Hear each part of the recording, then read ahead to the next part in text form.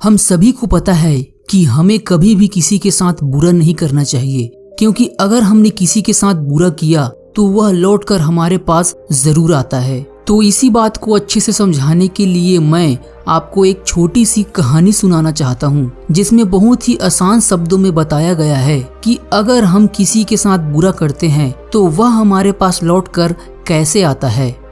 पुराने समय की बात है, एक महिला जब भी अपने परिवार के लिए खाना बनाती थी तो वह एक बड़ी रोटी अलग से बना लेती और उसे अपने घर के बाहर वाली खिड़की पर रख देती, ताकि कोई जरूरतमंद या भूखा व्यक्ति उसे खाकर अपनी भूख शांत कर सके।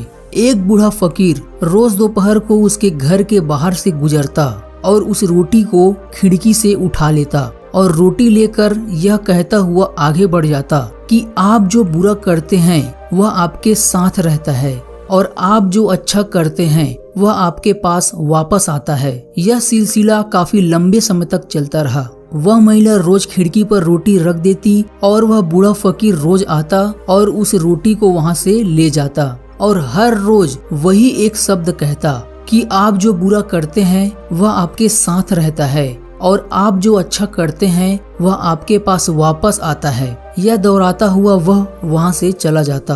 उस फकीर के मुंह से एक ही शब्द रोज सुनते सुनते वह महिला परेशान हो गई। उसने सोचा, यह बूढ़ा कितना स्वार्थी है, मैं रोज इसके खाने के लिए रोटी रखती हूँ, लेकिन आज तक इसने मेरा धन्यवाद नहीं किया और रोज पता नहीं क्या एक ही शब्द कहता रहता है। मुझे तो उसके कहने का मतलब भी समझ नहीं आता। उस औरत ने यह निश्चय कर लिया कि वह उस बूढ़े से अपना पीछा छुड़वाएगी।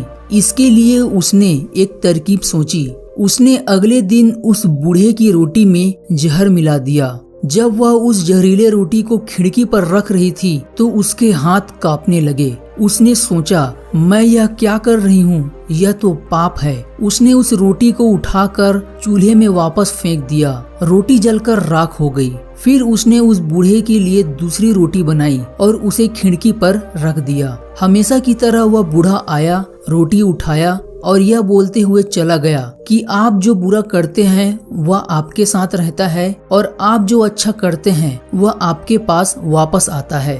हर दिन जब वह महिला खिड़की पर रोटी रखती थी तो अपने बेटे के लिए जरूर प्रार्थना करती थी, जो अपने काम की तलाश में दूर के एक शहर में गया हुआ था। कई महीने गुजर गए थे, लेकिन उसे अपने बेटे की कोई खबर नहीं मिली थी।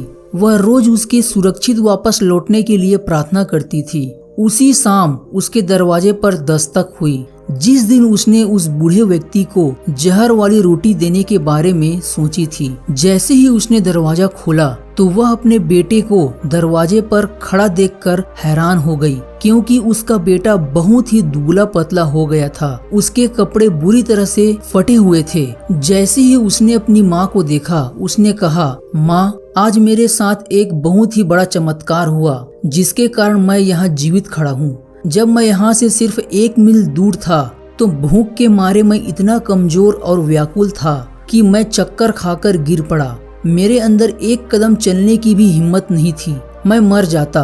लेकिन तभी एक बूढ़ा फकीर वहाँ से गुजरा। मैंने उससे एक निवाला खाने के लिए मांगा, लेकिन उसने मुझे पूरी रोटी दे दी और कहा, मैं हर रोज यही एक रोटी खाता हूँ, लेकिन आज मैं तुझे दूंगा क्योंकि तुझे इसकी ज्यादा जरूरत है। माँ ने पूछा, कौन था वह बूढ़ा फकीर? बेटे ने कहा, मुझे यह तो नहीं पता कि वह कौन था, लेकिन जब वह रोटी देकर जाने लगा तो मन ही मन बोल रहा था कि आप जो बुरा करते हैं वह आपके साथ रहता है और आप जो अच्छा करते हैं वह आपके पास वापस आता है। यह शब्द सुनते ही वह महिला चौंक गई और उसे वह जहरीली रोटी वाली बात याद आ गई जो उसने आज सुबह उस बूढ़े इंसान के लिए बनाई थी। यदि उस रोटी को आज वह आग में नहीं जलाती तो उसका ही पुत्र उसे खा जाता और उसकी मृत्यु हो जाती।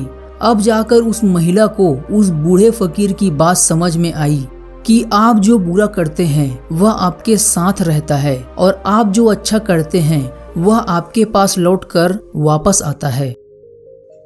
तो दोस्तों, अगर आपके भी मन में कभी किसी के बारे में गलत करने का विचार आए तो इस कहानी को जरूर याद कर लेना, क्योंकि अगर आप किसी के साथ बुरा करते हैं या बुरा करने के बारे में सोचते हैं तो यह निश्चित है कि वह आपके पास लौट कर जरूर आएगा। इसलिए हमें कभी किसी के साथ बुरा नहीं करना चाहिए।